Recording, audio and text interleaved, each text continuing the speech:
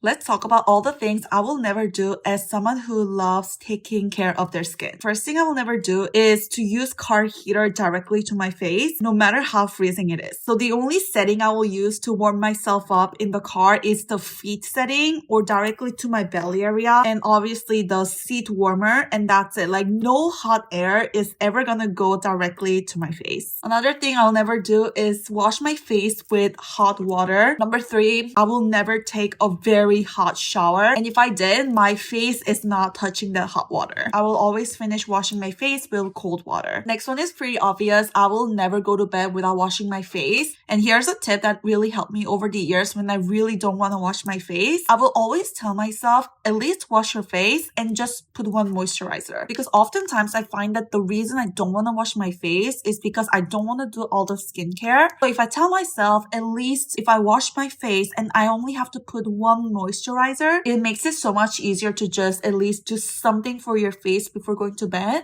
And oftentimes when you just start washing your face, you end up doing the whole skincare routine. Let me know if I should do part 2.